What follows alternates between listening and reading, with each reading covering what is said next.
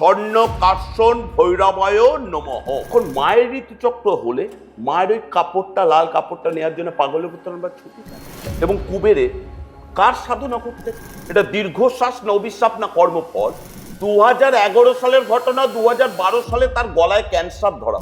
শিবের বাবাকে তার ধানতেরাস বলে কোনো কিছু নেই। কাতর হচ্ছে শিবের প্রিয় জিনিস, তত শনি তোমার থেকে দূরে সরে। ঘুমোতে পারে না, নিজের বউ করেছে। ব্ল্যাক ম্যাজিক পড়া থাকলে কোনো রোগ ধরা পড়বে না। বলছে প্রতিদিন সন্ধে হবে, কাঁচা মুরগির মাংস, কাঁচা মাছ খাবে, সারা রাত ঘুমোবে না, আর গায়ে একটা না বিভৎস আস্তে গন্ধ বেরোচ্ছে। এ এমন তন্ত্রক্রিয়া করেছে, রাত্রির হলে সারা গায়ে চুচের মতন ফুটে। আমি কিন্তু কাউকে অভিশাপ দিই না, মারাত্মক ভয় দেখানো একটা কাজ। এই যে কালসর্প, সারিসাথী, মাঙ্গলিক, এইগুলো তো আলটিমেটলি তোমার এফেক্ট করে না। আপনি কখনো কাউকে অর্থ দান করবেন না, তাহলে ওটা জন্মবার্তায়। যদি নীল সরস্বতী পূজা পাঠ করে কবচ উৎপন্ন করে যদি পড়া হয়, 21 দিনের মধ্যে ভীষণ ভালো পজিটিভ রেজাল্ট দেবে। নমস্কার বন্ধুরা, এতক্ষণ আপনারা দেখিয়ে নিয়েছেন। আজকে আমার সঙ্গে অতিথি হিসেবে আছেন আচার্য শ্রী সৌমেন মহারাজ। নমস্কার। নমস্কার। প্রথমত অসংখ্য ধন্যবাদ আপনাকে। আমরা বহু দিন ধরে যোগাযোগ করার চেষ্টা করেছি, বাট ফাইনালি আপনি টাইম দিলেন আমাদেরকে, আমার দর্শক বন্ধুদেরকে। আচ্ছা, প্রথমেই জিজ্ঞাসা করব, আপনি তো এত বছর ধরে তন্ত্র সাধনা করছেন, তো এই তন্ত্র সাধনাতে কি সত্যি মিরাকেল ঘটানো সম্ভব? দেখো, প্রথম কথা হচ্ছে তন্ত্র কথাটা কোথা থেকে এসছে। তন্ত্র মানে কি? তনু দিয়ে যা রক্ষা করা হয়, তনু মানে দেহ। এই যে ধরো, আমরা প্রতিনিয়ত তন্ত্রের কাজ করে যাচ্ছি, জ্ঞানত অজ্ঞানত। আমরা যে কোনো শুভ কাজ যাওয়ার আগে আমরা যে প্রণাম করি, মানে সেটা কি মা বাবাকে, না সে মা বাবা ঈশ্বরকে? হতে পারে, ঈশ্বরকে হতে পারে, গুরুকে হতে পারে। যখনই মাথাটা নিচু করে প্রণাম করছি, তখনই আমরা কি নিচ্ছি? That is vibrate method. আচ্ছা। কোনো পরীক্ষার হলে তুমি গেলে দেখলে অতি জানা প্রশ্ন, কিন্তু মাথায় আসছে না। ইন দ্য মিন টাইম তুমি হয়তো কোনো কিছু একটা চিন্তা করলে, তারপরে দেখলে টপারটাও মুখস্থ বেরিয়ে যাচ্ছে। মানে একটা কথা আছে না, অতি সহজ কথা সহজে বলা যায় না, ঠিক ঠিক কথা। তেমনটি। দ্বিতীয় কথা হচ্ছে, তন্ত্র উৎপত্তি হয়েছে স্বয়ং দেবাদিদেব মহাদেব আদি যোগী যিনি, তিনি মা পার্বতীকে যা যা অমর কথা শুনিয়েছেন, তার জন্যেই অমরনাথ, যেটা জম্মু কাশ্মীরে রয়েছে। কেউ পেহেলগাঁও দিয়ে যায়, কেউ তোমার হচ্ছে বেতাব ভ্যালি দিয়ে যায়, বিভিন্ন মাধ্যম দিয়ে যেতে হয়। কেউ হেঁটে যায়, কেউ হেলিকপ্টারে যায়। এইখানে হচ্ছেন স্বয়ং বাবা অমরনাথ, যাকে বরফানি বাবা বলা হয়, তিনি মা দুর্গাকে তোমার অমর কথা শুনিয়েছিলেন। সেখান থেকেই তন্ত্র বা তন্ত্রের বিভিন্ন দিক। যেমন মলয়দা, তোমার কথাই বলি, তুমি এখানে গেস্টকে পরিচালনা করছো, তুমি অ্যাঙ্কার। আবার বাড়ি গেলে তুমি হচ্ছে কারুর সন্তান, কারুর পিতা, কারুর প্রেমিকা, কারুর বন্ধু বান্ধবী। ঠিক কথা।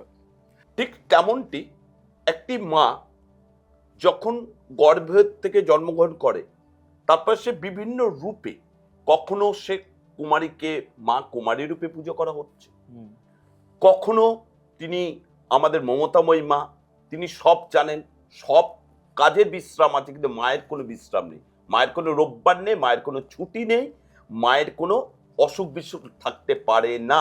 অথচ মা যখন, আমরা যখন সন্তানরা অসুস্থ হই, মা তখন জলপট্টি এনে দেওয়া। দেখলে আমাদের বাঙালির একটা নিয়ম আছে, বাড়িতে যদি বাচ্চা অসুস্থ হয়, সবাই কিন্তু কাঁচকলার ঝোলটাই খাবে, ঠিক কথা। দেখবে। তা এই যে তারপর মা হচ্ছে বিভিন্ন, ওই ধরো থানকুনি পাতা বেটে দেওয়া, দুব্ব ঘাস বেটে দেওয়া, যদি পেটের সমস্যা বা বিভিন্ন কিছু সমস্যা, তার জন্য তরকারি, আলাদা পথ্য তৈরি করা, সেবা করা। এটার জন্য মা কি পারিশ্রমিক পায়? না, পায় না। তাহলে আবার তিনি কি করছেন, ঘরে গিয়ে পরিষ্কার পরিচ্ছন্ন করছেন বেড, কখনো জামা কাপড় কেচে দিচ্ছেন যাতে ময়লা আবর্জনা না থাকে, পরিষ্কার থাকে, যাতে জার্মস না এফেক্ট করে। আবার তিনি আমার পিতাকে হোক, বাড়ির বয়স্ক লোককে ঠিক টাইমে খাবার সার্ভ করছে। তাহলে তুমি হিসাব করে দেখবে, 24 ঘন্টা 18 ঘন্টা কিন্তু মা কিন্তু জেগে থাকছে। ঠিক। আবার তিনি যখন একটা সন্তান জন্মগ্রহণ দিচ্ছেন, বাবা তো কর্ম করে এসে খালাস, বাবা ঘুমিয়ে পড়লো নাক ডেকে। মা ঠিক দেখবে হাতের তলায় তার পাছাটা, যে বাচ্চাটা থাকে তার রেখে দেয়, কারণ হচ্ছে যদি হিসু করে ফেলে ঠান্ডা লেগে যাবে বাচ্চা, পাল্টি দেওয়া, ঠিক টাইমে উঠে দুধ খাওয়ানো। আবার তুমি একটা জিনিস খেয়াল করে বাচ্চাদের যারা সদ্য জন্মগ্রহণ করে তারা দেখবে দিনের বেলা ঘুমিয়ে থাকে, রাতের বেলা মা বাবাকে জ্বালাবে। তাহলে বাবা কিন্তু ঘুমিয়ে পড়ছে, মা কিন্তু তাকে লালন পালন করে বড় করছে। এবং তার আগেই যে 10 মাস 10 দিন গর্ভে ধারণ করা, নিয়মিত এই সন্তানকে বাঁচিয়ে রাখার জন্যে, সন্তান যাতে ঠিক টাইমে খাদ্য পায়, তার রস গ্রহণ করা হয়, তো ছিবড়েটা বর্জ্য পদার্থ হিসেবে চলে যায়, তার নিয়মিত না চাইলেও খাওয়া। অনেক মেয়েদের দেখবে দুধ খেতে চায় না, ম্যাক্সিমাম মেয়েদের একটা ফোবিয়া থাকে, কিন্তু সন্তানের জন্য খায়।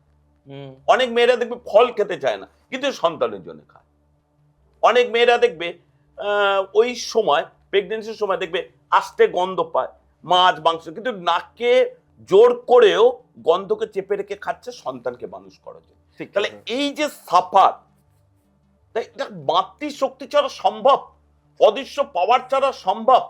তুমি একটা জিনিস ভালো করে খেয়াল করবে তো, যখন কোনো পশুর কোনো বাচ্চা বা সন্তান জন্মগ্রহণ হয় মলয়দা, সে কুকুর হোক, গরু হোক, যে কোনো 4 পায়ে জন্তু হোক আর 2 পায়ে জন্তু, দেখবে প্রসবের পর ঠিক ওকে চেটে পরিষ্কার করে যে দাঁড় করাতে, এটা তো কেউ শেখায় না। আজকে নয়, আগে ধাত্রী মাতা ছিল, এখন নার্সিংহোমের টেন্ট বিভিন্ন দাইমারা আছে বা নার্স আয়ারা আছে, বিভিন্ন কিছু আছে, তারা টেন্ট করে দিচ্ছে। এদেরকে টেন্ট করে, রাস্তার পথ কুকুরদেরকে টেন্ট করে, রাস্তার গরুদেরকে টেন্ট করে, বিড়ালদেরকে করে, কে বিড়ালদের করে, বা ওই যে পাখি তার ডিম পাড়ার পর তার বাচ্চাটাকে সুরক্ষিত রাখা, সেই গাছের সেই বাসাতে এসেই মা খাবারের ওই দুটো টুকরো দুজনকে ভাগ করে। এবং শুধু তাই না, পিসাজ মানে আমরা যেমন ছোটদের কি করি, খাবার খাওয়ার সময় মিক্সিতে হোক বা কোনোভাবে পিষে দিই, রসটা দিই, পাখিও তাই করে, রসটা দিয়ে ছিপড়েটা দিয়ে দেয়। এমনকি সে বাঘ আর বাঘিনীর গল্প জানো, বাঘিনী যতক্ষণ না তার বাচ্চাদের সাঁতার শিখিয়ে কমপ্লিট না করবে ততক্ষণ কিন্তু ছাড়বে না, যেই কমপ্লিট হয়ে গেল ও কিন্তু ছেড়ে দিল। ঠিক তেমনটি এটাও তন্ত্র।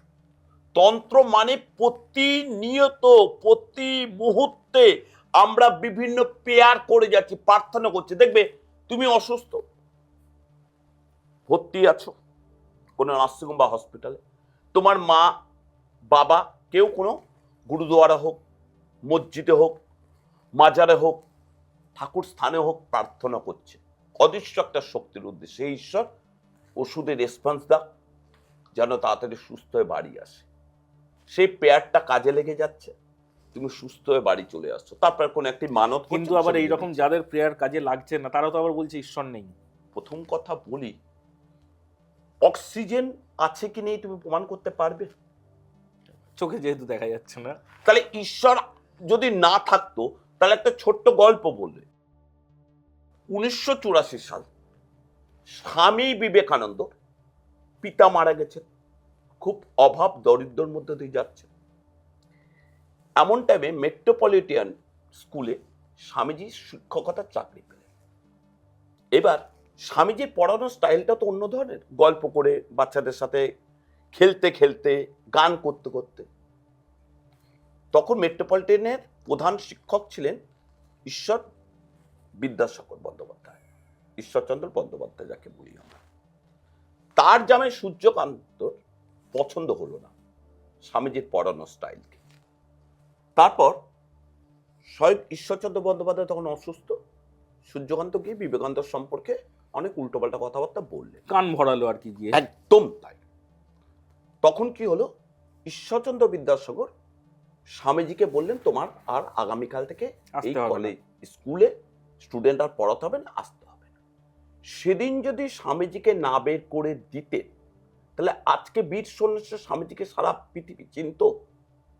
দ্বিতীয় কথা, এই যে তুমি বললে না অনেকের ডাক শোনে না, মা তো সবাই করে, অন্তর থেকেও করে, কেউ লোক দেখানো করে, কারুর কথা শোনে, কারুর কথা শোনে না। তার পেছনে একটাই মলয় দেয় কারণ, সেটা হচ্ছে কর্ম, ফল আর অভিশাপ। ছোট্ট একটা কথা বলি তোমাকে, আমার তোমার এখানে ব্রডকাস্ট করতে আসার টাইম 2টো, জ্যামের জন্য লেট হয়ে গেল। আসার সাথে সাথে তোমার প্রথম প্রেজেন্টেশন, কি খাবেন, কফি না চা? তারপরে আমি বললাম আগে জল দেন। কয়েক সেকেন্ডের মধ্যে জল চলে এলো, কফিও রেডি হয়ে চলে এলো। এটা আমার এন্টায়ার টিম ওয়েলকাম করতে ভালোবাসে। এইখানে একটা বড় দীর্ঘশ্বাস গল্প আছে। আমার যে অঞ্চল, সে অঞ্চলে বাদুতে ডক্টর চৌধুরী, পুরো নামটা বলবো না, উনি হচ্ছেন প্র্যাকটিস করেন, ভীষণ ভালো ডাক্তার, এবং ওনার বাবা ছিলেন পিতৃদেব ডক্টর বিধানচন্দ্র রায় আচ্ছা, স্টুডেন্ট। শুধু তাই নয়, উনি, ওনার পিতা তখনকার দিনের এমআরসিপি ফর লন্ডন। সাংঘাতিক ব্যাপার। যাই হোক, ওনার সাথে ব্যক্তিগতভাবে আমার 2011 সাল থেকে, মেয়ে তখন ছোট, দেখাতে দেখাতে চাইল্ড স্পেশালিস্ট এবং অ্যাডাল্ট স্পেশালিস্ট দেখাতে দেখাতে একটা গভীর সম্পর্ক চলে আসে। এরকম দিন উনি আমার বাড়িতে কোনো একটি বিশেষ কারণে এসছেন, এসে চা খেতে খেতে একটা কথা বলছেন আমাদের ওখানে খুব একজন প্রখ্যাত নামী জ্যোতিষী আছে, নাম বললে সবাই চিনবে কিন্তু পাশে আমি বলবো না। আচ্ছা, এবার ওনার সাথে আমার খুব ব্যক্তিগত একটা ভালো সম্পর্ক। কোন একটি কারণে চেম্বার শেষে উনি আমার বাড়িতে এসছেন। আসার পর একটু আড্ডা মারছি, চা জল খাবার খেতে খেতে। এবার আমার ওখানে একজন প্রখ্যাত জ্যোতিষী আছেন, সবাই তাকে কম বেশি এক নামে ডাকেছেন। তার ছেলের রয়েছে ওষুধের দোকান, যে ওষুধের দোকানে ডক্টর চৌধুরী বসেন। আচ্ছা, ডক্টর চৌধুরী পেশেন্ট দেখছেন, খুব ভিড়। ওনার একজন ড্রাইভার আছেন, যিনি হচ্ছেন পিছিয়ে পড়া শুদ্ধ সম্প্রদায়ের ছেলে, গায়ের রং ভীষণ চাপা, এবং যেহেতু আদিবাসী সম্প্রদায় তাদের দেখতে একটু অন্যরকম হয়। গরমকাল, খুব জল তৃষ্ণা পেয়েছে, এমন সময় ওই দোকানটার কাছে গেছে, গিয়ে জলের বোতল রাখা আছে, জলের বোতলটা জাস্ট ধরতে গেছে। যেহেতু ওই ভদ্রলোক যিনি মালিক, তার বাবা যেহেতু জ্যোতিষী এবং আমার চ্যাটার্জির সম্প্রদায় এবং উচ্চ বংশ বলে, নিম্ন শ্রেণীর ব্যক্তিটা জলটা ধরেছে বলে তাকে ভীষণ যেভাবে অকথ্য ভাষায় অপমান করেছে। ও না খেয়ে, জলটা না খেয়ে চলে এসছে। এসে এবার মন মরা হয়ে, মর্মাহত হয়ে উনি গাড়িতে বসে আছেন। আর ওনার পক্ষে এক্ষুনি 20 টাকা দিয়ে একটা জল কিনে খাওয়াটাও একটা সম্ভব গায়ে নয়। লাগবে। আর এটা ধরো 2012-13 সাল, তখন 20 টাকার কিন্তু একটা ভ্যালু আছে। অবশ্যই। আর তখনও আমাদের বাদু অঞ্চলে সব জায়গায় প্যাকেজ ড্রিঙ্কিংটা অ্যাভেলেবেল হই। তা যাই হোক, এবার ডক্টর চৌধুরী বেরিয়েছেন, গাড়িতে উঠেছেন। তখন রাত্রির ধরো 9টা হবে, গরমকাল। এবার ভাবো একটা লোকের জলের তৃষ্ণা পেয়েছে 6টা থেকে 6:30 এরকম, 3 ঘন্টা ধরে 3 ঘন্টা বসে রয়েছে। তৃষ্ণার্ত অবস্থায়। এবার আমাদের ওখানে পেট্রোল পাম্পে পেট্রোল নিতে গেছে। তখন বলছে, কাকু একটু দাঁড়াবেন, আমি পেট্রোল পাম্প থেকে একটু জল খেয়ে আসবো। তুমি জানো সমস্ত পেট্রোল পাম্পে জল এবং ওয়াশরুম এগুলো ম্যান্ডেটরি। তো বলছে, কেন তুই জল খাসনি, এতক্ষণে কি করছিলিস? বলছে, কাকু এরকম গিয়েছিলাম বাপিদার কাছে, তিনি আমাকে এত অকথ্য ভাষায় গালাগালাজ করেছে, যেহেতু জলটা আমি ধরেছি বলে, সেহেতু আমার ভীষণ অপমান করেছে আমাকে। আমি কাকু জলটা না খেয়ে চলে এসেছি। বলছে, ঠিক আছে, তোর পেট্রোল পাম্প থেকে জল খেতে হবে না, তুই চল, সামনে যে কোনো দোকান পাবি, ঠান্ডা জলের বোতল আমি পয়সা দিচ্ছি, তুই কিনে নিয়ে আয়। খুব ভালো কথা। এরপরে ছেলেটা কিছু দূর যাওয়ার পর একটা জলের দোকান দেখেছে, মানে স্টেশনারি গুডস এর দোকান, সেখান থেকে পয়সা দিয়ে জল কিনেছে, খেয়েছে। খাওয়ার পর খুব তৃপ্তি পেয়েছে। এবার তৃষ্ণার্ত মানুষকে জল মানে বুঝতে পারছো, বিশ্বাস করবে না, এটা দীর্ঘশ্বাস না অভিশাপ না কর্মফল। 2011 সালের ঘটনা, 2012 সালে তার গলায় ক্যান্সার ধরা পড়লো, ওই দোকানদার ছেলেটি। এবং ক্যান্সারটা রিকভারি হলো, কিন্তু কথা বলতে পারলো না। গলায় একটা মেশিন দিয়ে 2025 সাল পর্যন্ত বেঁচে ছিল, এবং যা কথা বলছে সেই কথাটা ফ্যাস ফ্যাস ফ্যাস ফ্যাস ফ্যাস ফ্যাস, মানে বোঝা সম্ভব অভিব্যক্তি নয়। করতে পারছে কিন্তু বোঝাতে পারছে না। তলে একটা মেশিন, প্রচুর টাকা বেরিয়ে গেল। এমনকি সারাদিন যে সকালবেলা উঠে ব্রেকফাস্ট বলো, দুপুরের লাঞ্চ বলো, একটা টাইমলি খেতে হয়, সেটা রস হিসেবে খাচ্ছে। দেখবে একটা লিকুইড ফর্মে লিকুইড ফর্ম। মধ্যখানে আমাদের একটা করোনার টাইমে একটা বিরাট করোনা সিমটম এসেছিল। যে করোনা বুঝবেন কি করে, যদি আপনি টেস্টে কোনো স্বাদ না পান এবং যদি আপনার খেতে খুব অভক্তি লাগে। কারণ দেখবো অনেকেই বলছে ঘাস খাচ্ছে না ভাত খাচ্ছে বুঝতে পারছে না। প্রত্যেক জিনিস একবার থেকে একটা টেস্ট আছে। আপনি এই যে কফিটা করলেন, এই ব্ল্যাক কফিটার মধ্যে টেস্ট আছে, বাহ খুব সুন্দর হয়েছে। কড়া হলে একটু তেতো, একটু কড়া না হলে একটু হালকা মিডিয়াম সল্ট, মিষ্টি যেহেতু আমার নেই। তা এই টেস্টের জন্য তো মানুষ খাবার খায়। তাহলে তো মানুষ ঘাস ঘাস খেতে পারতো, আমরা খাই না। আমরা বিভিন্ন সবুজ শাকসবজি পাতা তো খাচ্ছি, কিন্তু সেগুলো বিভিন্ন রকম মডিফাইড মশলা দিয়ে রান্না করে কেন খাচ্ছি? জাস্ট টেস্টের জন্য। এই হচ্ছে কর্মফল। তুমি যে বললে না, যাদের দীর্ঘ নিঃশ্বাস যদি লেগে থাকে, মানে মানুষের যে অনেক সময় এই যে রেগে কিছু কথা বলে ফেলে, মানে সেটা যে কিভাবে ঘুরে আসবে বোঝা যায় না। না, একদম নয়। 24 ঘন্টায় একটা কথা মনে রাখবে, কয়েক মুহূর্তে কখন কি কার মধ্যে ভগবান আছে কেউ কিন্তু জানে না। এই যে ব্রাহ্মণ মানে কি, যার নবগুণ সম্পন্ন ব্রহ্মার অধিকারী তিনিই ব্রাহ্মণ।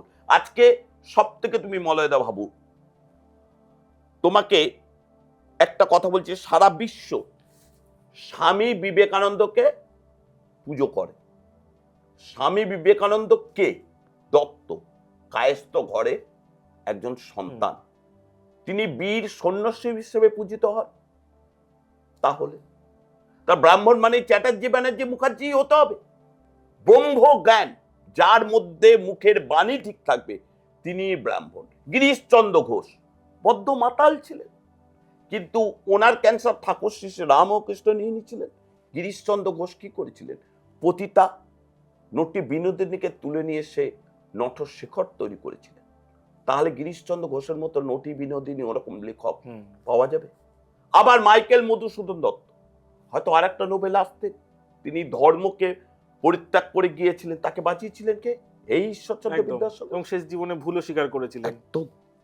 এবং তুমি জেনে রাখো, প্রত্যেক পুজোতে, তন্ত্রের প্রত্যেক পুজোতে 4টে সম্প্রদায়কে আমাদের প্রাধান্য দেওয়া হয়। যেমন আর্যরা 4টে সম্প্রদায় বিভক্ত করেছিলেন, ব্রাহ্মণ, ক্ষত্রিয়, বৈশ্য, শুদ্ধ। এবং এই 4টে সম্প্রদায়কে কিন্তু প্রত্যেক তন্ত্রের পুজোয় প্রথম এবং শেষ পর্যন্ত গুরুত্ব দেওয়া হয়, যার জন্য 4টে এই শ্রেণীকে 4 ভাগের ফুল দিয়ে তাদের পুজো করা হয়। যে কোনো তন্ত্রের, সে বগলার পুজো বলো, দুর্গার পুজো বলো, তারার পুজো বলো, অষ্টতারার পুজো বলো, পারিজাত বগলামুখী বলো, নীল সরস্বতী বলো। এক হচ্ছে সাদা ফুল, যেটা ব্রাহ্মণের প্রতীক। লাল ফুল, রঙের ফুল, যেটা ক্ষত্রিয় সম্প্রদায়ের প্রতীক। পীতাম্বরী ফুল, হলুদ ফুল, যেটা বৈষ্ণব সম্প্রদায়ের প্রতীক। আর শূদ্র ফুল, কৃষ্ণ ফুল, যেটা তোমার হচ্ছে শুদ্ধ সম্প্রদায়ের প্রতীক, বা কালো বা ধূসর ফুল। এবং তুমি আর একটা জিনিস পাবো, বর্তমান কলিযুগে আমরা জগতে কাকে সব থেকে বেশি প্রণাম করি? স্বয়ং শ্রীকৃষ্ণ। হরিনাম ছাড়া পথ নেই। সেই হরিনাম শ্রীকৃষ্ণ কোথায় জন্মেছিলেন? যাদব বংশে, ঘোষ সম্প্রদায়। তাহলে বারবার তো দেখিয়ে দিয়েছে উচ্চ সম্প্রদায় মানুষ মানেই ব্রাহ্মণ হবে না।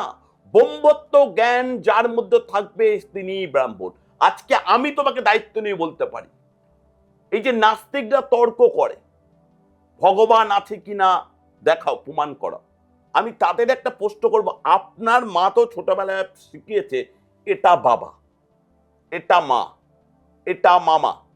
আপনি কি বাবার কোনদিন ডিএনএটা টেস্ট করে দেখেছেন যে অরিজিনাল আপনার বাবা কিনা? একমাত্র মাই জানে বাবা কি। আমরা বিশ্বাস করে ঠিক কথা, ইনি ঠাকুরদা প্রণাম করছি, ইনি পরম গুরু, তার গুরু প্রণাম করছি। তাহলে এই যে বংশ পরিচয়, আজকে আমরা কপাল কুণ্ডলা পড়ি, বঙ্কিমচন্দ্র চট্টোপাধ্যায় কপাল কুণ্ডলা অরিজিনাল নিজের নায়ক। বিভূতিভূষণ বন্দ্যোপাধ্যায় বিরাট বড় মাপের তান্ত্রিক ছিলেন। তার সন্তান তারাশঙ্কর বন্দ্যোপাধ্যায় এবং বিভূতিভূষণ বন্দ্যোপাধ্যায় নিজের সন্তান হওয়ার পর মৃতদেহ নিজে দেখেছিলেন, তার 7 দিন পর উনি মারা গিয়েছিলেন। আবার আমাদের কেমন কুসংস্কার দেখো, মেয়েদের রজস্বালা বা মাসিক চক্র যেটা হয় সেটা নিয়মে হয়, প্রকৃতির নিয়মে হয়। ওটা না হলে কোনো মেয়ে মাতৃত্ব নিতে পারে না। যার জন্য দেখবে আজকাল এত ফাস্টফুড, এত হেভি ফুড, এত ফিজিক্যাল এক্সারসাইজ কম, স্টেরয়েড হরমোনের এত বাড়বাড়ন্তের জন্য দেখবে আইভিএফ সেন্টার সব থেকে বেশি, যেটা কিন্তু এককালে আজ থেকে 10 বছর বা 15 বছর আগে ছিল না। স্বাভাবিক উদ্ভিদের মধ্যে সব আইভিএফ সেন্টার গড়ে উঠছে। তা এইবার এই ঋতুচক্রকে বলা হয় মেয়েদের অশুভ, এটা সম্পূর্ণ ভুল। এই ঋতুচক্র যদি অশুভ হয় তাহলে এই যে আর কয়েক মাস পর আবার আষাঢ় মাস পড়বে, অমাবস্যা তিথি, তখন মায়ের ঋতুচক্র হলে মায়ের ওই কাপড়টা, লাল কাপড়টা নেওয়ার জন্য পাগলের মতন আমরা ছুটি কাট।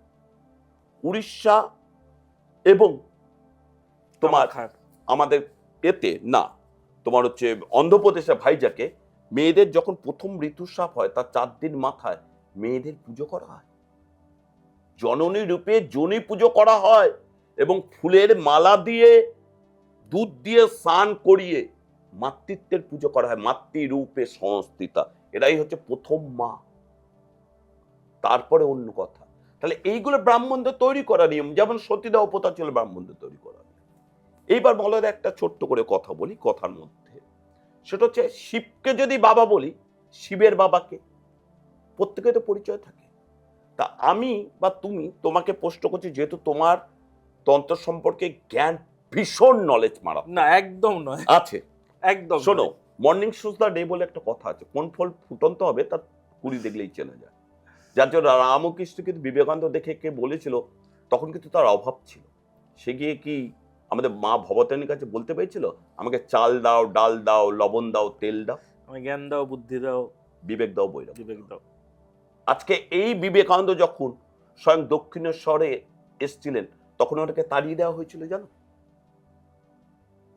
এই বিবেকানন্দকে যেহেতু কালাপানি পার করে এসছে, দক্ষিণেশ্বর ব্রাহ্মণ পণ্ডিত সম্প্রদায়রা বিবেকানন্দকে তাড়িয়ে দিয়েছিল, দক্ষিণেশ্বর মন্দিরে ঢুকতে দেয়নি, গঙ্গার জল দিয়ে ধোয়া হয়েছিল।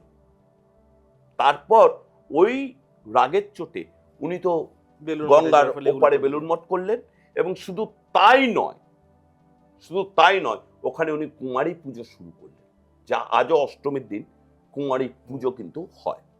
এবার তোমাকে প্রশ্ন করি, আমরা যা কিছু করি তো অর্থের জন্য, যা কিছু, ঠিক আছে, কেউ হয়তো খারাপ কাজ করছে সেও অর্থের জন্য, যে ভালো কাজ করছে সেও অর্থের জন্য।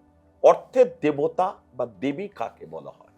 সাধারণত মা লক্ষ্মীর কথাই বলবে সবাই, আর কুবেরকে। কুবের, মা লক্ষ্মী, মা পদ্মাবতী বা কুবের। কিন্তু একটা কথা বলি, পিতার পিতা যদি না থাকে তাহলে তো আমার জন্ম হয় না। তাহলে মা লক্ষ্মী অর্থাৎ পদ্মাবতী যিনি এবং কুবেরে কার সাধনা করতেন জানো? শঙ্খ, কার্ষণ, ভৈরবের।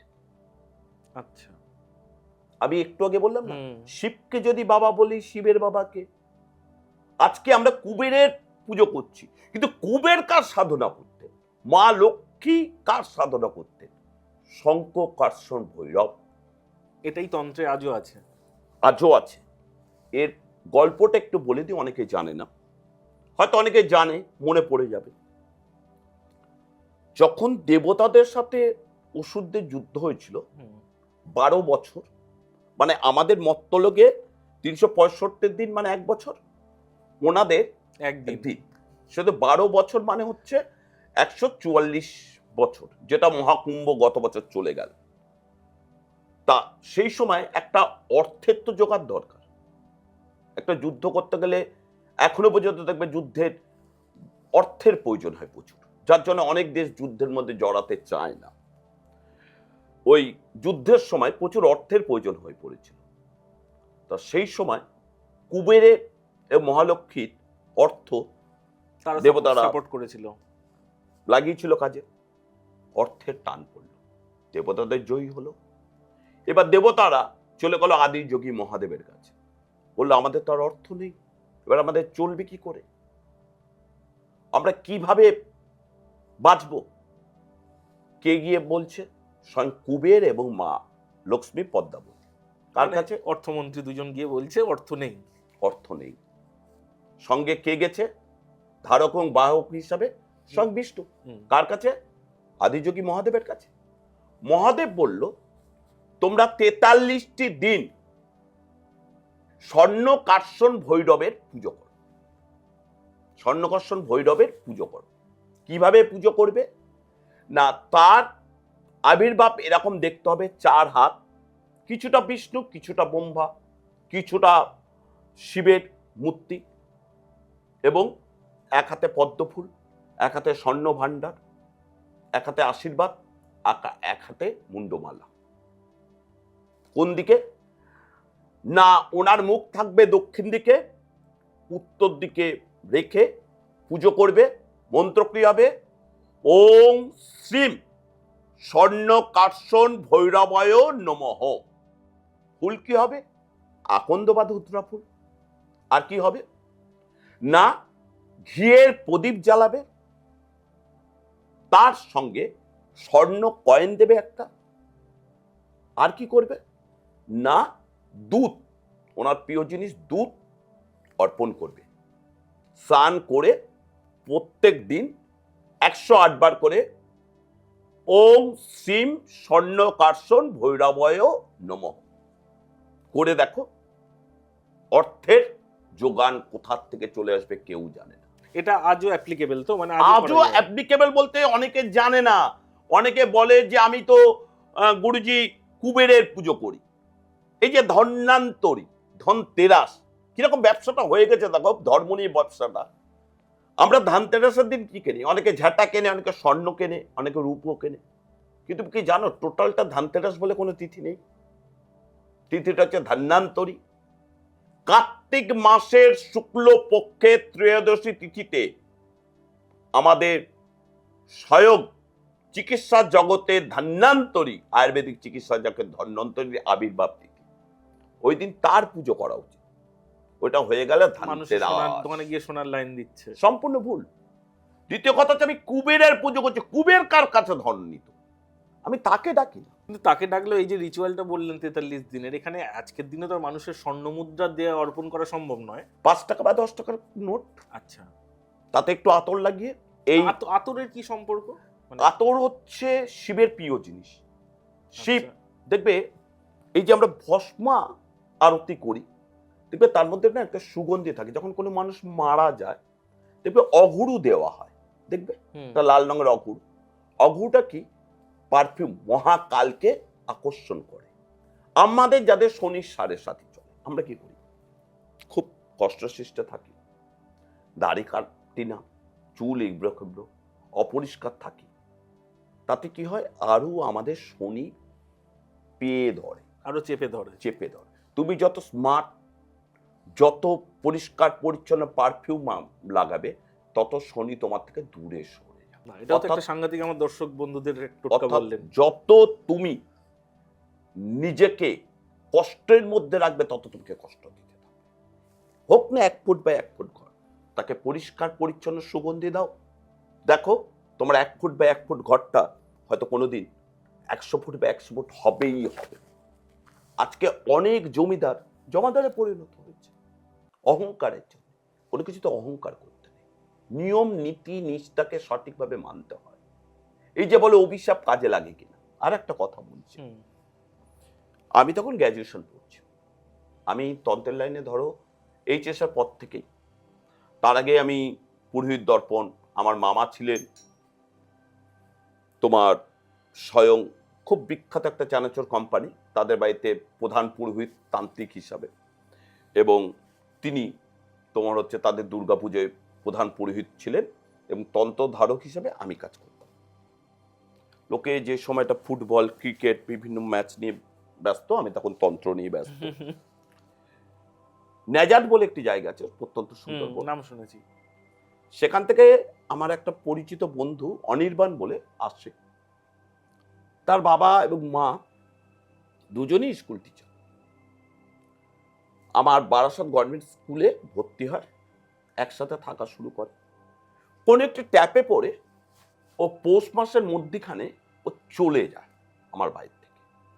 তখন আমি এবং মা বলি, দেখ তুই চলে যাচ্ছিস চা, কিন্তু পৌষ সংক্রান্তির আগের দিন অন্তত আমার বাড়িতে এসে থেকে যাস, নাহলে শাস্ত্রমতো তোর কিন্তু ক্ষতি হতে পারে। ও বলে, আমি ওই শাস্ত্র টাস্ত্র মানি না। বেশ ভালো কথা, আসেনি, থাকিনি। তার 2 বছর পর তার দিদি, পুতুল দি নাম, দুপুরবেলা বাবাকে ভাত দিয়ে নিজে স্নান করতে গেছেন, ভাইদেরও ভাত বেড়ে দিয়েছেন। ভাইরা খেয়ে উঠে গেছে, ও স্নান করতে গেছে, গরমকাল। তখন ধরো 1:30 2টো, এবং তার 1 মাস পর তার বিয়ে। ভালো জায়গার সম্বন্ধ দেখে বিয়ের কথাবার্তা হয়েছে। আমাদের নেমন্তন্নও করেছে। তা বাবা বলছে কি করবি? আমি বললাম, দেখো ও ক্ষতি করেছে বলে আসেনি বলে আমরা যাবো না, তোমরা যাবে, আমি যাব না, কিন্তু গিফট দেবে, নাহলে কথা উঠবে পরে। বেশ, খুব ভালো কথা। স্নান করেছেন, স্নান করতে ঢুকেছেন, ঢুকে 2 ঘন্টা যায়, 3 ঘন্টা যায়, আর বেরোয় না। এ বাবা। এবার যথারীতি ওরা পাড়ার লোকজনকে ডেকেছেন, নিজেরা মিলে দরজাটা ভেঙেছে। ভেঙে দেখতে পাচ্ছে পড়ে আছে। ওই সময় পুতুল দিকে বের করে পার্শ্ববর্তী একটা যে হেলথ সেন্টার আছে, না হসপিটাল তো বসিরহাটে, অনেক দূর, health centre, primary health centre গুলো আছে, সেখানে নিয়ে গেছে। নিয়ে বলছে ডেথ, অন্তত মিনিমাম 1 থেকে 1.5 ঘন্টা। ভাবতে পারছো? মানে কি স্ট্রোক হয়ে গেছে? হ্যাঁ, বাথরুমের মধ্যে স্ট্রোক হয়ে মারা গেছে। তাহলে ক্ষতিটা কার হল? আজকে তুমি দেখবে, আগেকার দিনে মা ঠাকুমারা 10টা 12টা করে সন্তান দিত, পালন করতেন। সবগুলো কিন্তু হয় ব্যারিস্টার, নয় ডাক্তার, নয় কিছু না কিছু হতো। এখন দেখবে একটা সন্তান মানুষ করতে গিয়ে বাবা মা দুজনেই কাজ করছেন, কিন্তু তাতেও কুলিয়ে উঠছে না এবং মানুষ হচ্ছে না। লাস্টে মাসের শেষে ক্রেডিট কার্ড ধার করতে হচ্ছে, কিংবা কোনো না কোনো জায়গা থেকে লোন দিতে হচ্ছে। তা এই জায়গাটায় দাঁড়িয়ে আর একটা জিনিস আমাদের খুব বাজে ধারণা আছে,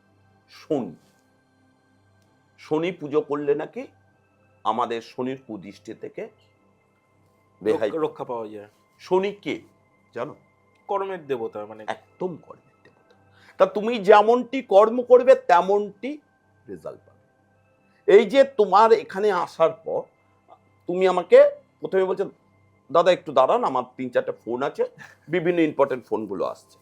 কারণ তোমার রেজাল্টটা বেটার বলে তুমি ফোনগুলো পাচ্ছ। অনেকের আছে রেজাল্ট বেটার নয় বলে তাদের ফোনও আসে না 12 মাসে একটাও। তাহলে আমার কাছে প্রশ্ন হচ্ছে, তোমার কর্ম যদি ঠিক থাকে তাহলে তুমি ভয় পাচ্ছ কেন? আর কর্ম যদি ভুল থাকে তাহলে শনির পুজো কেন, যার পুজো করে, যমরাজের পুজো করলেও তোমার কর্মফল ভুগতে হবে। এই কর্মফল এখানেই ভুগতে হবে। আমি একটা জিনিস জিজ্ঞাসা করছি গুরুজি, এখানে আপনাকে কেটেই জিজ্ঞাসা করছি, কর্মফল কি শুধু এই জীবনের কর্মফল এই জীবনে হয়, নাকি পাস্ট লাইফ থেকেও কিছু কর্মফলের দোষ আসে? দেখো, প্রাক্দ ফল বর্তমান ফল, কিন্তু প্রাক্দ ফল তুমি কি করে এসছো তুমি তো জানো না। সেটা জানারও উপায় নেই। না, এটা তন্ত্র মতে বা অ্যাস্ট্রোলজিক্যালি আগে জানা যায়, তুমি বিশ্বাস করবে কতটা? বিশ্বাসের বিষয় আছে তো, তুমি বিশ্বাসটা করবে কতটা। কিন্তু বর্তমান প্রাক্দ ফল তোমাকে ভুগতে হবে। অনেকেই বলতে পারে 10 বছর 15 বছর 20 বছর ধরে তো দেখতে পাচ্ছি সে আমার বড় ক্ষতি করছে, ভালোই আছে। শেষ ভালো যাক, তার সব ভালো। আজকে তোমাকে ছোট্ট কথা বলি, লাদেনকে দেখেও মনে হবে যে উনি কোনো পীর বাবা। একদম। হ্যাঁ, এই লাদেনকে কে তৈরি করেছিল? কে তৈরি করেছিল? আমেরিকা। কাকে ভাঙার জন্য? রাশিয়াকে ভাঙার জন্য। এই লাদেন কাকে ভেঙে দিল? আমেরিকা কি ভেঙে দিল? তাহলে আজকে হযরত মুহাম্মদ একটা গল্প মনে পড়ে গেল কর্মফল হিসেবে। হযরত মুহাম্মদ তখন মুসলিম ধর্ম প্রচার করছে। ইন্ডিপেন্ডেন্ট টাইম একটি খুব বাজে লোক হযরত ইব্রাহিমকে মারবে বলে একটা বাড়ির সামনে বড় গর্ত কুয়ো করে তাকে নিমন্ত্রণ করে এসছে। আর কুয়োটা যাতে দেখতে না পায় সেই সময় খেজুর পাতা দিয়ে উপরে একটা লেয়ার করে দিয়েছে, রেখে দিয়েছে।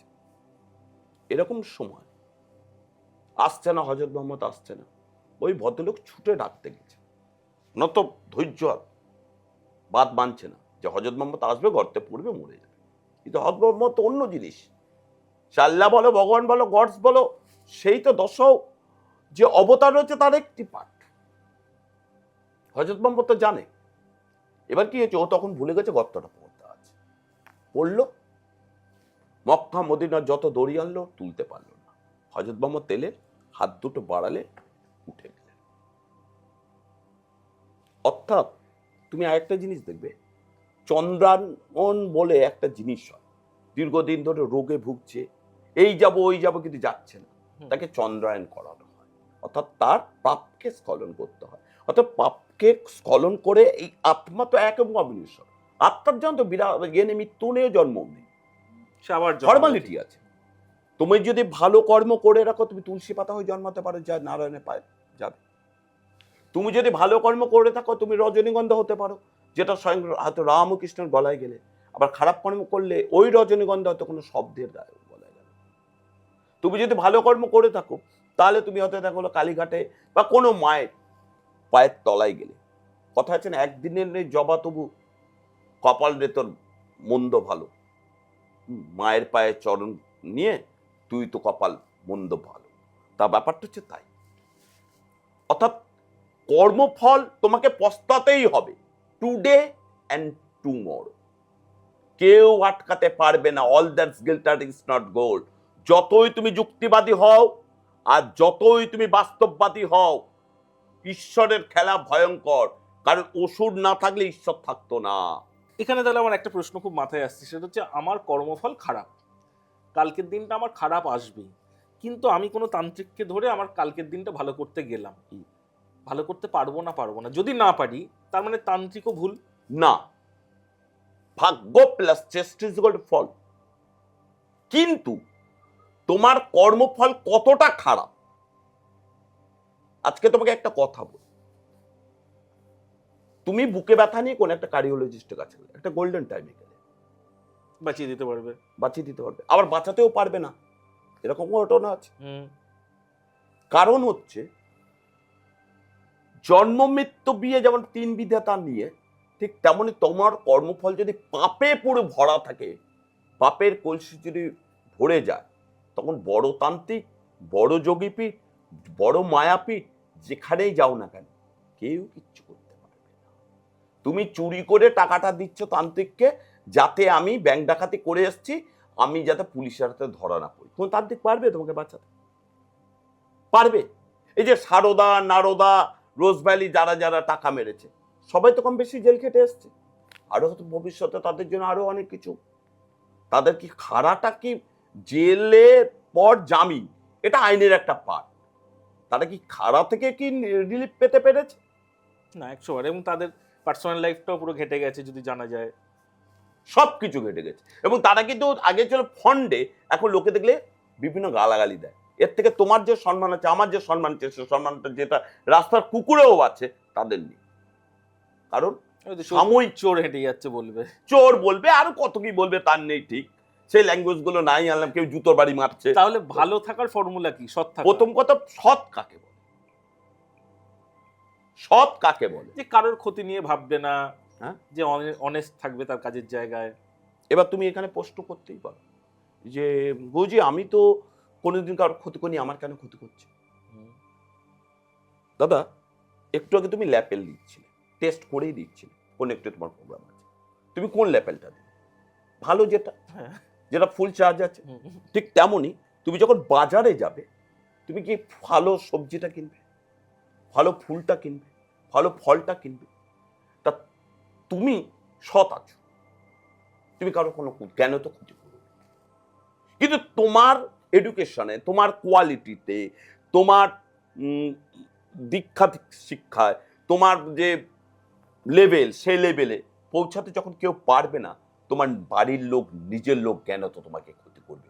তখন যতক্ষণ তোমার এই ক্ষতিকে তুমি না কাটাবে, ততক্ষণ তুমি হাজার চেষ্টা করলেও, হাজার স্টোন, হাজার রত্ন, হাজার কবচ পড়লেও তুমি বেরোতে পারবে না। সৎ তখনই কাজ করবে। Honest is the best policy. কিন্তু অনেস্ট তখনই ভালো কাজ করবে যখন তোমার কর্মফলের জায়গাগুলো সঠিকভাবে ক্ষতিগ্রস্ত থেকে তুমি রিলিফ পাবে। হুম। মানুষ জানো তো, ফলিডলে বিষ নেই, মানুষের চোখে মারাত্মক বিষ। তুমি যদি ভুল করে কিছু কিছু পয়জনস খেয়ে ফেলো, সঠিক টাইমে ডক্টরের কাছে গেলে ডক্টর ওয়াশ করে তোমাকে কিন্তু বাঁচিয়ে দেবে। কিন্তু মানুষের চোখে যদি একবার খারাপ নজর পড়ে যায়, যার জন্য দেখবে গাড়ির পিছনে মাঝে মাঝে লেখা থাকে বুড়ি নজর বালে তেরা মুখ রে কালা। কিন্তু আমাকে একটা জিনিস বলুন গুরুজি, সেটা হচ্ছে আমার তো মনে হয় অভিশাপ দেওয়ার জন্য তাকে জ্ঞানীগুণী হতে হয়, কারণ আগেকার দিনে লাগে আমরা না, লাগে না। এখন অনেক অঘরতান্ত্রিক আছে যারা কম পয়সা নিজের স্বাস্থ্যকে বিক্রি করে দিচ্ছে, তারা খুব নিকৃষ্ট মানের সাধক, পিশাচতন্ত্র, ভূত চালান, জিন চালান, এগুলো সত্যি আছে। একদম আছে। এমন চালান আছে যে গায়ে সারাক্ষণ জ্বলবে। কিন্তু আপনাকেও বললে আপনি তো এর প্রমাণ তো দিতে পারবেন না। হ্যাঁ, যারা ভুগছে তারা জানে, যারা ভুগছে তারা জানে। আমি তোমাকে একটা ছোট্ট কথা বলি, আমি নাম বলবো না। না। এই মুহূর্তে একটি ছেলে ওমানে আছে, তার বউ তাকে পয়সা নেওয়ার জন্য এমন তন্ত্রক্রিয়া করেছে, রাত্রির হলে সারা গায়ে ছুঁচের মতন ফোটে, ঘুমোতে পারে না। নিজের বউ করেছে অর্থ নেওয়ার জন্য, শেষ করে দেওয়া যায়। কারণ ওর ওয়াইফের চরিত্রটা একটু ভালো নয়, না পুরোটাই ভালো নয়, সে আবার অন্য জায়গায় অ্যাফেয়ার্সে আছে। এইবার কি করছে, বহু ডাক্তার, বহু কবিরাজ, বহু আয়ুর্বেদিক এমআরআই টেমআরআই করেছে, কোনো রিপোর্ট কিছু খারাপ পায়নি। দেখবে এমন একটা লোক যে আস্তে আস্তে রোগা হয়ে যাচ্ছে, খাবারের দিকে কোনো ইচ্ছা নেই, খেতে পাচ্ছে না, খেতে গেলে বমি চলে আসছে, আস্তে আস্তে ওয়েট কমে যাচ্ছে। হেন ডাক্তার নেই, হেন ডিপার্টমেন্ট নেই, দেখায়নি, কিন্তু কেউ রোগ ধরতে পারছে না। ব্ল্যাক ম্যাজিক করা থাকলে কোনো রোগ ধরা পড়বে না, লাস্টে লিখে দেবে সাইকো প্রবলেম। ভাই, মানসিক রোগের তো কোনো ওষুধ নেই ঘুম ছাড়া, এছাড়া কোনো ব্যাপার নেই। তুমি যে কাজেই যাচ্ছ না কেন, অর্থ আসছে, অর্থ জলের মতো বেরিয়ে যাচ্ছে। আজকে তোমার বাবা অসুস্থ হচ্ছে, কালকে তোমার মা, কাল তোমার মাকে ঠিক করছে তো পশু বউ, পশু বউকে ঠিক করছে তো তারপর দিন বাড়ির লোক। মানে তোমাকে বিভিন্ন ভাবে, আজকে ইলেকট্রনিক্স গুড খারাপ হচ্ছে, কালকে মোবাইল খারাপ হচ্ছে, মানে তোমাকে এই জর্জরিত সবকিছু, দেনা ঋণ সবকিছু শেষ করে দেবে। ভাই ভাই শত্রু ব্ল্যাক ম্যাজিক। এই যে আমরা বলি শত্রুতা কে করে, নিজের ঘরের লোক করে। এমন শত্রুতার একটা গল্প বলছি পিশাচতন্ত্রে। মলয়দা বিশ্বাস করবে না, মানুষ এতটা ভয়ঙ্কর হতে পারে। মেয়েটার বয়স খুব বেশি হলে 8 থেকে 9, একটা ইংলিশ মিডিয়ামের 3-তে না 4-এ পড়ে। নিউ ব্যারাকপুরে অরিন্দম বলে একটি ছেলে আছে, ভীষণ ভালো ক্যাটারিং এর বিজনেস ওর, প্লাস ইভেন্ট ম্যানেজমেন্টের বিজনেস। একদিন আমাকে রাতের বেলা ফোন করলো যে দাদা বাড়ি আছো? কেন রে, কি হয়েছে? রাত্রের বেলা 11টার দিকে, বা তোর কি হলো? ওর সাথে সম্পর্ক আছে 18 বছর, আমার সাথে যার সম্পর্ক হয় পারিবারিক সম্পর্ক, সে আমার ছেড়ে কোনোদিন আর কোথাও যায় না। আপনি মানুষটাই এতটাই ভালো, পজিটিভ এনার্জি। এই এনার্জি নিয়ে কথা বলবো, মাথায় রাখবে। আচ্ছা। তা ঘটনা হয়েছে, কেন রে, তোর তো সব ঠিক আছে? বলছে দাদা আমার ঠিক নয়, আমি একটা সমস্যার মধ্যে পড়েছি, সেটা হচ্ছে আমার মাসির মেয়ে মুর্শিদাবাদে থাকে, তারা নিউরোসায়েন্স ফেলিওর, একটু তোমার কাছে এখন নিয়ে যেতে চাইছি। হ্যালো, নিউরোসায়েন্স ফেলিওর কি কেস রে? রিপোর্ট গুলো নিয়ে আয় দেখি। আমার মন্দিরে ঢুকছে, আমার মায়ের পঞ্চমন্ডি আসন, মেয়েটা দেখি আসবে না, মানে জেদ কি, তাকে ধরে রাখতে পারছে না 3-4 জন। অরিন্দম আপনার আশ্রমের ঠিক যেখান থেকে শুরু বর্ডার, ওখানে ঢুকতে চাইছে না। হাতে দেখলাম একটা, ধরো ওই 200-150-200 এরকম ওজনের ঠ্যাং, মানে মুরগির ঠ্যাং একটা হাতে, আর একটা হাতে ওই মাছ টাইপের কাঁচা কিছু খেতে খেতে আসছিল। গল্পটা এইটাই ইন্টারেস্টিং, আসতে চাইছে না। অরিন্দম আবার একটু পলিটিক্স করে, খুব সোশ্যাল ওয়ার্কার, ওর সাথে আরো 8-9টা ছেলে মিলে আসতে চাইছে। আমাকে বলছে দাদা আসছে না মন্দিরে। দাদা আসবে না তো বলে আমি ঘটির থেকে জল নিয়ে পড়ে ওকে ছিটিয়ে দিলাম, আস্তে আস্তে ঘুমিয়ে পড়লো। গায়ে হাত দিয়ে দেখি টেম্পারেচার, আমি সঙ্গে সঙ্গে বাড়ির লোককে বললাম থার্মোমিটারটা নিয়ে আসো তো। তা আমার এই করোনার সময় একটা থার্মোমিটার গিয়েছিলাম, এরকম টাচ করলে টেম্পারেচার টেম্পারেচার ওঠে। আমার ওয়াইফ সঙ্গে সঙ্গে নিয়ে এলো। আমি মন্দিরে ঢোকার আগে টেম্পারেচারটা ভাবলাম, তখন দেখলাম 101 সামথিং, 2 এর কাছাকাছি। আমি ওকে নিয়ে এলাম, নিয়ে এসে ওর মাকে প্রথমে বললাম কি হচ্ছে। ওর মা তো কান্নাকাটি করছে। তাহলে এত রিপোর্ট বলছে প্রতিদিন সন্ধে হবে, কাঁচা মুরগির মাংস, কাঁচা মাছ খাবে, সারা রাত ঘুমোবে না, আর গায়ে একটা না বিভৎস আস্তে গন্ধ বেরোচ্ছে, স্নান করবে না, আর 3 হলে ঘুমিয়ে পড়বে, খাওয়া দাওয়া কিছু করবে না। আর আমরা প্রথমে মুর্শিদাবাদে দেখিয়েছি, মুর্শিদাবাদ ফেলিওর, তারপর আইএনকেতে সমস্ত কিছু আমরা ভেবেছি নার্ভের। বিখ্যাত একজন গোল্ড মেডেলিস্ট এমআরসিপি ডক্টরকে দেখিয়েছেন, তাতেও কোনো রোগ ধরা পড়ছে না। কাঁচা জিনিস খাচ্ছে এবং আইএনকে রাখিও নি এটাকে। ওপিডিতে দেখে ওপিডিতে বিভিন্ন টেস্ট করে ছেড়ে দিয়েছে। আমি বললাম আচ্ছা। তারপরে শুনলাম ওর বাবা ছিল রঙের ফ্যাক্টরি। ওর বাবা ফ্যাক্টরি থেকে আসার সময় পথ দুর্ঘটনায় অ্যাক্সিডেন্টে মারা যায়। তার মৃত্যুটা ঠিক 8 মাস হয়েছে। যে এমন সময় পৈতৃক সম্পত্তি নিয়ে, বিরাট সম্পত্তি, মুর্শিদাবাদে মানুষদের তো সম্পত্তি প্রচুর, পৈতৃক সম্পত্তিতে ঝামেলা, যাতে বউটা ছেড়ে বেরিয়ে যায়। আর বউটা ছাড়বে তখনই যদি তার মেয়েটাকে শেষ করে দেওয়া যায়। বাবু 8 বছর বয়স। বেশ, আমি এবার হবনে বসলাম। হবনে বসে যখন কাজ করছি, বিশ্বাস করবে না, যতবারই কাজ করছি গরমকাল, ততবারই আগুন আসছে, ঝাপটা মারছে, নিভে যাওয়ার মতন হচ্ছে। আমি যত ধুনো মারছি, যত বগলার মরিচ দিচ্ছি, যত কৃষ্ণ তিল দিচ্ছি, নেমে যাওয়ার চেষ্টা করছে। এরকম করে প্রথমবার কাটানোর চেষ্টা করলাম। এরকম পরপর 7 দিন কাটানোর পর 8 দিন মাথায় বাচ্চাটা সুস্থ হলো। এবং আমি বললাম ওই বাড়িতে তুমি থেকো না, বাড়ি চেঞ্জ করো, সম্পত্তি বেচে টেচে চলে এসো, নাহলে বাচ্চাটাকে আবার বাঁচাতে পারবে না। বাচ্চাটা এখন সুস্থ, সোদপুরে আছে। এবং সব থেকে বড় কথা হচ্ছে, এই বাচ্চাটা ভালো একটা স্কুলের 1st 2nd গার্ল। এখন আর কোনো সমস্যা নেই। তো এইটা যে ক্ষতিটা করেছে আপনারা তাদের দেখতে পান বা একদম দেখতে পাই সেটা কিন্তু ব্যাপারটা হচ্ছে, তুমি যদি বলো তাহলে তার ক্ষতি করো, ওপরওয়ালা এমনই একটা জিনিস, তার ক্ষতি অটোমেটিক হবে, আমাকে করতে হবে। তোমাকে মরিবে যে বকুলে বাড়িতে এসেছে, তুমি লোকের ক্ষতি করবে, তোমার ক্ষতি হবে, আগে তোমাকে হ্যারাসমেন্ট, তুমি সেখান থেকে রিলিফ পাও, তারপরে তুমি নিশ্চয়ই আর একটা ক্ষতি শুনবে। আমার বাস্তব জীবন, আমার পাড়া দুর্গাপুজো আমি প্রথম শুরু করি আমার ক্লাবে, ওপেন নাম বলছি, কল্যাণপুর সবুজ সঙ্গে আমি দুর্গাপুজো প্রথম শুরু করি করোনার টাইমে, কারোর কাছে পয়সা করি না। এবার সেখান থেকে পুজো বড় হতে শুরু করে, বিভিন্ন বস্ত্রদান, রক্তদান, বিভিন্ন সামাজিক অনুষ্ঠান। ওই যখন তোমার আমাদের আর্জি করে একটি মেয়ে ধর্ষিত এবং এ হলো, তখন থেকে আমি মেয়েদের, বাচ্চাদের সেলফ ডিপেন্ড করার জন্য ক্যাটে প্রশিক্ষণ শিবির বিনামূল্যে বিভিন্ন কালচারাল প্রোগ্রামের মধ্যে রাখতাম। বাচ্চাদের আমি ভীষণ ভালোবাসি।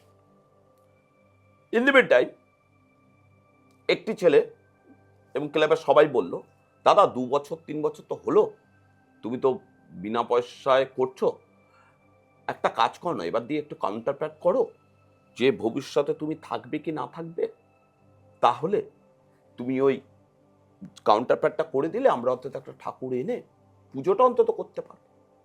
পিছিয়ে পড়া গ্রাম, খুব ভালো। তাই এবার আমি তাহলে কাউন্টার প্যাড শুরু করলাম।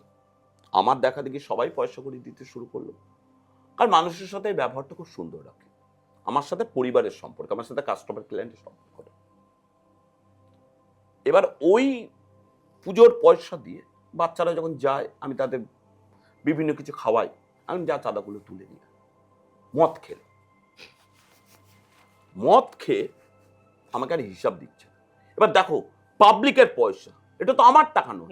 ক্লাব যখন আমার কাছে চাইবে আমি তখন কি হিসাব দেবো? আমি 5 লাখ খরচা করলাম কি 4 লাখ খরচা করলাম বড় কথা, পাবলিকের 1 টাকা 1 টাকা, তার কিন্তু ডিমান্ড আছে। এই সময় যে ছেলেটি মেন মাথা, সে আমাকে হয়েছে হুমকি দিল, সামনে বছর কি করে পুজো হয় আমি দেখবো, করতে দেবো না। ফ্রাঙ্ক অবস্থায় ভুল করছিস, মায়ের পুজো 6 মাস যায়নি, ডিসেম্বর মাস, এটি কারখানায়ও কাজ করে, যেখানে ওই আমরা এখন প্লাস্টিকের থালা গ্লাস গুলো তৈরি হয় তার উপর দেখবে নকশা প্লাস্টিকের থাকে না, ওইখানে কোনোভাবে ও রং দিতে গিয়ে কেমিক্যাল দিতে গিয়ে কেমিক্যালটা ধরে যায়। 7 দিন পিজি হসপিটালে মৃত্যুর সাথে পাঞ্জা লড়ে মারা যায়। এখনো 1 বছর হয়নি, তার বাবা মাকে টোটাল আমি পুজো বন্ধ করে দিচ্ছিল। শুধু তাই নয়, আমার বাবা মারা যেতে আমি দুর্গাপুজোর সময় ফাংশনটা বন্ধ রেখে ওটা কালী পুজোতে কনভার্ট করেছি, কারণ বাবা যেতে মহালয়ার পরের দিনই মারা গেছে হঠাৎ। সেহেতু আমি বললাম কি, তোদের এই অবস্থাতে পুজো চলবে সাত্ত্বিকভাবে, যেমন 4টো ব্রাহ্মণ নিয়ে এসে পুজো চলে, কিন্তু রীতিনীতির দিক থেকে কোনো খামতি হবে না, কিন্তু সাংস্কৃতিক কালচার বন্ধ। কালী পুজোর সময় করলাম, একটি লোক মহিলা ড্রিঙ্ক করে, মানে আমার ওই পাড়াটা একটু পিছিয়ে পড়া, ড্রিঙ্ক করে মহিলাটা এসে বলছে ভোজপুরি গাইতে হবে, আমি নাচবো। আমি বললাম দেখো, বাংলায় বাংলাটা ভালো লাগে, হিন্দিটা ভালো লাগে, ভোজপুরি কেন, কিসের ভাষা? তুমি কি বিহারে বা ধানবাদে গিয়ে বলতে পারো বাংলা গান শুনবো? এই দু এক কথা ঠাকুরের সামনে লাথি মারলো, লাথি বলে বললো সামনে বছর থেকে দুর্গাপুজো কি করে হয় আমি দেখবো। তার স্বামীটা তার 3 মাস পর মারা গেল। আমি কিন্তু কাউকে অভিশাপ দিই না, কর্মফল ঈশ্বর দীক্ষিত দেয় তোমার যদি সৎ থাকে। আর এই যে তুমি বলছি এনার্জি, আমরা হেরে যাই কেন? আজকে মলয়দা কিছু মনে করো না, একটি পিতা বা মাতার মিলনের ফলে আমাদের একটা সন্তান আমরা জন্মগ্রহণ করি। যখন আমরা ডিম্বাণু বা শুক্রাণু মিলিত হয়ে ফার্টিলাইজার হচ্ছে, তখন ওটা কিন্তু হরস্কোপ বা কোনো স্কোপে না গিয়ে মাইক্রো থেকে মাইক্রোস্কোপে গিয়ে দেখলে মিলির থেকে মিলিমিটার কম। আজকে তারপর আমরা বড় হচ্ছে, ওর মধ্যে হার্ট হচ্ছে, মস্তিষ্ক হচ্ছে, ব্রেন হচ্ছে, নোক হচ্ছে, চোখ হচ্ছে, সবই হচ্ছে। পরিস্ফুট হয়ে যাওয়ার পর আমরা ভূমিষ্ঠ হচ্ছে। ভূমিষ্ঠ তো এখন আবার ডাক্তারের নিয়মে হচ্ছে। হ্যাঁ, না ভুল বললেন, বলুন অ্যাস্ট্রোলজারের নিয়ম, কারণ অ্যাস্ট্রোলজার বলে দিচ্ছে দুপুর 12টা 20তেই যেন জন্মায়। না গো, আর ডাক্তার সেই ঘড়ি মেপে 12টা না 20 অপারেশন না করছে। না, এখানে আমার তর্ক আছে, এরকম আমি দেখেছি। তুমি এখানে বললে খুব কন্ট্রাডিক্টরি চলে আসবে। সেটা হচ্ছে এমনও দেখেছি ডাক্তার থাকবে না 1 মাস আগে ডেলিভারি করে দিচ্ছে।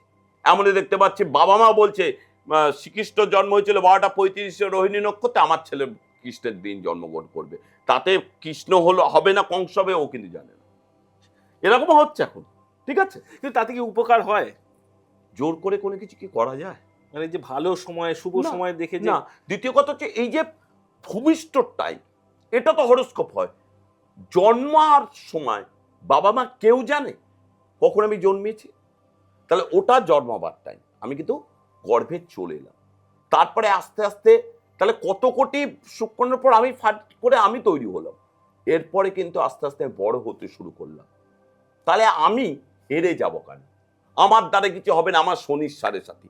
মারাত্মক ভয় দেখানো একটা কাজ, মারাত্মক ভয় দেখানো একটা কাজ। কিন্তু কালসর্প ভয় দেখানো কাজ, মাঙ্গলিক ভয় দেখানো কাজ। জ্যোতিষদের এগুলো না করলে তো পেট হজম হবে না।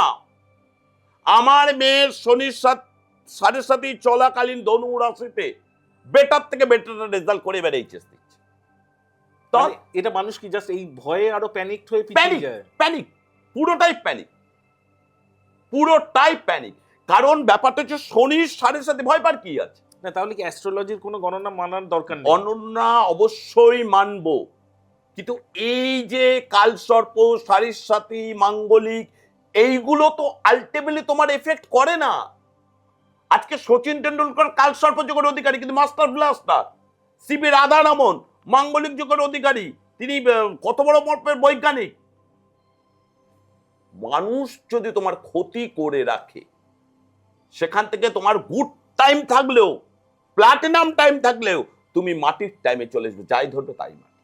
ব্ল্যাক মাটি আচ্ছা, কেমনই ক্ষতি করে। খুব ভালো কথা। এবারে এই জায়গাটা একটা জিনিস বলুন মহারাজজি, সেটা হচ্ছে ডেফিনেটলি যে মানুষরা কষ্টে আছে তারা তো আপনার কাছে আসবেই। একটু যদি আপনি কোন জায়গায় আপনাকে পাওয়া যায় সেটা আগে আমি জানবো আপনার কাছ থেকে। প্রথম কথা হচ্ছে আমার মন্দির মধ্যমগ্রাম পঞ্চমুণ্ডী আসন, ওখানে ছাড়া আমি কোথাও বসি না। আচ্ছা, এবার ধরে নিন আমার যে বন্ধুরা হয়তো আসতে পারছে না বা অনেক দূরের, কারণ আমার বহু দর্শক আছে বাংলাদেশ থেকেও, তারাও এই প্রোগ্রাম দেখে নিয়মিত। তো তারা যদি নিজেদের সেফগার্ড করতে চায়, কোনো কি ঘরোয়া পদ্ধতি বা ঘরোয়া টোটকা আছে? দেখো, প্রথম কথা হচ্ছে অবশ্যই আছে। প্রথম আমি বলি, যদি তুমি কোথাও গিয়ে ফেলিওর হও, আগে টোটকা করো, তারপরে গিয়ে রেমিডির বিষয়ে যাও। প্রথম কথা হচ্ছে আপনার ফার্স্ট দেখতে হবে আপনার বাস্তুর রান্নাঘর আর বাথরুম পায়খানাটা ঠিক আছে কিনা। কোন দিকে থাকলে ভুল? উত্তর পূর্বে যদি বাথরুম পায়খানা, ড্রেন নিকাশি ব্যবস্থা কিংবা তোমার হচ্ছে সেফটি ট্যাঙ্ক থাকে, তাহলে সেই বাস্তুতে কোনো কিছুই হবে না, হবেই না। কারণ উত্তর পূর্ব হচ্ছে ঈশান কোণ। যদি থেকে থাকে কি করবেন, তার পাশে রাধা এবং কৃষ্ণ তুলসী, তার সাথে হলুদ গাছ একত্রে, আর তার পাশে হচ্ছে স্বামী গাছ, তিনটে গাছ লাগান, প্রতিদিন জল দেন আর ধূপ ধুনো দিয়ে পুজো দেন। অগ্নিকোণ, দক্ষিণ পূর্ব কোণে রান্নাঘর, সেই ঘরে মা অন্নপূর্ণার ছবি রাখুন। দ্বিতীয় কথা, বাড়িতে ঝুল পড়তে দেবেন না। তৃতীয়, ব্যবহার না যোগ্য হওয়া ওষুধ ব্যবহার করবেন না। মনে করো তোমার কোন দিন একটা জ্বর হয়েছিল, তোমাকে ডক্টর বলছিল 7 দিন কোনো অ্যান্টিবায়োটিক খেতে, তুমি 10 দিন এড়িয়েছিলে, আনার পর তোমার কমপ্লিট হয়ে গেছে, সেই ওষুধটা তুমি ফেলে রেখে দিয়েছো। যেগুলো এক্সপায়ারি ওষুধ এবং যেগুলো তোমার হচ্ছে ইউজ না হওয়া ওষুধ, অল টাইম ফেলে রাখো না, অল টাইম স্ক্র্যাপ করে দাও, ফেলে দাও। স্ক্র্যাপ করে দাও কিংবা দান করে দাও। যে মানুষটার হয়তো সত্যি ওষুধ কেনার ক্ষমতা নেই, অনেক মেডিকেল ব্যাংক আছে, অনেক এনজিও আছে, তাদেরকে দিয়ে দাও, কিন্তু ঘরে রাখবেন না। তৃতীয় কথা, যাদের খুবই খারাপ সময় যাচ্ছে, ব্যাড টাইম যাচ্ছে, লয়ার বাদ দিয়ে, যদি ড্রেস কোড না থাকে, কালো পোশাক পরিহিত করবেন। করবেন না? পরবেন না। আচ্ছা, এই যে আমি পড়ে আছি। না, এটার বিষয় আছে। আমি বললাম ড্রেস কোড আলাদা জিনিস। ড্রেস কোড তো লয়ারের থাকে, তা লয়ার কি করবে? একদমই। হ্যাঁ, আচ্ছা, অনেক স্কুল তো সাদা প্যান্ট কালো জামা, কালো কালো প্যান্ট। কালো প্যান্ট। অনেকে দেখবে যারা ক্যাটারিং এও একটা ড্রেস কোড থাকে, ড্রেস কোডটা বাদ দিয়ে তুমি আমি একটা ব্রডকাস্ট করতে বসেছি, সেই ড্রেস কোডটা বাদ দিয়ে। আচ্ছা, ঠিক আছে, সচরাচর পরে সারাদিন ঘোরার দরকার নেই। প্রয়োজন নেই। তৃতীয় কথা, কিন্তু কালো যদি এতটাই খারাপ হয়, তো মাথার চুলের রঙও তো কালো। না, আমি তো বলছি ড্রেস কোড বলেছি। আচ্ছা, মানে এটা কালারের সঙ্গে কোনো সম্পর্ক না, আচ্ছা। Colour is therapy. আরে ভাই, মাথা চুল কালো আর তাহলে আমাদের সাদা হয়ে গেলে তো আমরা ক্লব করি, ঠিক আছে? আমরা বলছি ড্রেস কোড যেগুলো হচ্ছে কালার অফ থেরাপিতে কাজ করে। কেন বলছি কালোকে কেন অশুভ প্রতীক বলা হয়? তুমি দেখবে যখন কেউ মারা যায়, আমরা ব্যাচ হিসেবে কালো ব্যাচ পড়ি, বা শহীদ স্মরণ হয় যখন কোনো কিছুর স্মরণ সভা, তখন কালো লিখি। তা কালো হচ্ছে অশুভত্বের প্রতীক, মহাকালের প্রতীক। তৃতীয় কথা, আপনি কখনো কাউকে অর্থ দান করবেন না। অর্থ দান করবেন না, অন্ন দান করবেন, ওষুধ দান করবেন। কি করি আমরা? ধরো কোনো মন্দিরে গেলাম, সে দক্ষিণেশ্বর হোক, কালীঘাট হোক, তারাপীঠ হোক, যে যেখানে, বা বাংলাদেশি বন্ধু বান্ধবরা অনেক সময় মাজারে যায়, কিংবা ঢাকেশ্বরী যশস্বরী মন্দিরে যায়, বা বিভিন্ন জায়গায়, ওখানে কিছু পিছিয়ে পড়া সম্প্রদায়ের মানুষজন থাকে যারা ভিক্ষা নিবৃত্তি করে দিন যাপন করে। তাদের ক্ষেত্রে যেটা হয়, আমরা পুজো টুজো দিয়ে অর্থ দান করি। অর্থদান নিষেধ। মানে এই রাস্তার সিগন্যালে যে সব চলে আসে বাটি নিয়ে, মানে একদম টাকা দেওয়া উচিত না। আপনি হয় পকেটে বিস্কুট রেখে দেন, কেক রেখে দেন, যদি আপনার দানই করার ইচ্ছা থাকে। কোনো মানুষ এসে বললো আমার বাবু ছেলেটা অসুস্থ, আপনি প্রেসক্রিপশনটা নেন, আপনার ক্ষমতা যে একটা পাতা হোক, দুটো পাতা হোক, ওষুধ কিনে দেন। অন্য আপনার খিদে পেয়েছে, চলুন আমি আমার ক্ষমতা অনুযায়ী ডাল ভাত খাইয়ে দিচ্ছি। আপনার ক্ষমতা যে আপনি একটা বিস্কুটের প্যাকেট বা কেকের প্যাকেট দেন। অর্থ দেয়া মানে লক্ষ্মী চঞ্চলা হয়ে যাওয়া। চতুর্থ কথা, বাড়িতে শনিবার বাদ দিয়ে প্রতিদিন কালো তিল জলে ফেলে, অল্প কালো তিল জলে ফেলে স্নান করবেন। তাতে কি হবে, অনেক রোগ ব্যাধি, অনেক তোমার হচ্ছে যেটাকে বলা হয় নজর দোষ, তা থেকে কেটে আপনি রিলিফ পাবেন। আর শনিবার করে কোনো শনি মন্দিরের প্রসাদ খাবেন না, শনিবার পুজো দেবেন না। কারণ হচ্ছে শনি আপনাকে কোনো ক্ষতিও করতে পারবে না, ভালোও করতে পারবে না। কারণ শনি মন্দিরগুলো কোথায় হয়, ডিসকাস স্ট্যান্ড, অটো স্ট্যান্ড, টোটো স্ট্যান্ড, ওটা প্রতীক হচ্ছে শ্রমজীবী মানুষের প্রতীক। তুমি কোনদিন দেখেছো? দেখো, তারাপীঠ বলো, কামাখ্যা বলো, আদ্যাপীঠ বলো, রামকৃষ্ণ বসো, ওডিনি মার্সিডিস বেঞ্চ নিয়ে, বা কোনো সিনেমারা আর্টিস্টরা যখন কোনো প্রমোশন হয় বা কোনো ছবি তারা রিলিজ করে, তখন দেখবে দক্ষিণেশ্বর কালীঘাট মন্দিরে, তারাপীঠ মন্দিরে গিয়ে পুজো দিচ্ছে, বা আমাদের নৈহাটিতে বড়মার মন্দির এখন পুজো দিচ্ছে, ট্রেন্ড উঠেছে। কিন্তু কোনো শনি মন্দিরে পুজো দিতে দেখেছো? শনি হচ্ছে কর্মফলদাতা। যত শনিকে প্রায়োরিটি দেবেন, তত কোমরে ব্যথা, হাঁটুর ব্যথা, মাজায় ব্যথা, ঘাড়ে ব্যথা লেগে থাকবেই। অবশ্যই মনে হয় সময়টা শেষ হওয়ার পথে খুব ভালো টিপস তোমাদের বলে দিই। অবশ্যই। সেটাই হচ্ছে, আমরা বিদ্যার জন্য কি পূজা করি? নীল সরস্বতী। মা সরস্বতী, নীল সরস্বতী আলাদা। মা সরস্বতী হচ্ছে বাক, যারা কণ্ঠ বেঁচে খায়, গায়ক, তুমি যারা অ্যাঙ্কার, হোস্ট, যারা শিল্পী, তাদের জন্য। কিন্তু বিদ্যার্থীদের জন্য হচ্ছে নীল সরস্বতী, বাক, জ্ঞান, প্রজ্ঞার দেবী। এই যে মাঘ মাসে পঞ্চমী তিথিতে যদি নীল সরস্বতী পূজা পাঠ করে কবচ উৎপন্ন করে যদি পড়া হয়, 21 দিনের মধ্যে ভীষণ ভালো পজিটিভ রেজাল্ট দেবে। এনার্জিফুল পাওয়ার, জ্ঞান, প্রজ্ঞা, পাওয়ার, নলেজ বিদ্যার্থীদের জন্য নীল সরস্বতী। এই নীল সরস্বতী পুজো কে করতেন জানো? ত্রিকলজ্ঞ ব্রাহ্মণ দশানন রাবণ। আবার মহাকবি কালিদাস এই নীল সরস্বতীর আশীর্বাদে কিন্তু উনি মহাকাব্য লিখেছিলেন। আচ্ছা, আমাকে একটা জিনিস বলুন, এই নীল সরস্বতী কি, এই যে প্রত্যেক দেবীরই তো একটা তন্ত্রমতের রূপ আছে, তো নীল সরস্বতী কি তান্ত্রিক রূপ? তান্ত্রিক রূপ, অষ্টতারার একটি রূপ। এর বাহন হচ্ছে ময়ূর, এবং এনার মন্ত্র হচ্ছে ওং হ্রিং স্ত্রিং উং ফট। এটা হচ্ছে বীজ মন্ত্র। ওকে, ঠিক আছে। আর এই নীল সরস্বতী পুজো একমাত্র মাঘ মাসে, আমাদের মাঘ পঞ্চমী, যেটা সরস্বতী পুজোর দিনই করা হয়। ওকে, হ্যাঁ, এবং এনার হবে 4 হাত। এনার পূজাপাঠ, হোমযজ্ঞ মারাত্মক পাওয়ার। এবং বাক সরস্বতী কারা করবে? যারা কণ্ঠ বেঁচে খায়, যেমন তোমরা যারা অভিনেতা। না, অভিনেতার আবার দুটো পার্ট আছে। যারা রূপ বেঁচে খায় তাদের জন্য আবার কিন্তু সঙ্গে ভুবনেশ্বরী করতে হবে। এটাও তান্ত্রিক রূপ, একদম দশমা বিদ্যার একটি রূপ। আচ্ছা, ভুবনেশ্বরী। নিজের রূপকে কিভাবে ধরে রাখা যায়, তার টোটকা বলুন। নিজের রূপকে ধরে রাখতে গেলে প্রথম কথা হচ্ছে দুশ্চিন্তা মুক্ত হতে হবে। দুশ্চিন্তা মুক্ত হচ্ছে টেনশন ফ্রি থাকো। টেনশন ফ্রি থাকতে গেলে কি করতে হবে? ভালো কর্ম করো। এবার যদি কেউ তোমাকে ডমিনেট করে, নিচে নামানোর চেষ্টা করে, তার জন্য কোনো ভালো জ্যোতিষতান্ত্রিকের কাছে যাও,